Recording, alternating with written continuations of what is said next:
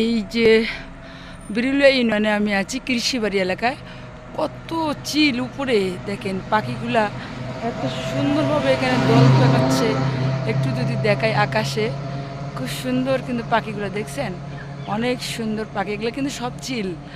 তো দর্শক আসলে দেখতেও কিন্তু অনেক সুন্দর লাগতেছে। এক জায়গায় ওরা দল পাকাচ্ছে, আসলে যেহেতু বিকাল হয়ে যাচ্ছে সেই কারণেই কিন্তু তারা হয়তোবা তাদের বাসস্থানে চলে যাবে, হয়তোবা এই বাগানেও তারা থাকে, তা তো জানি না আমি।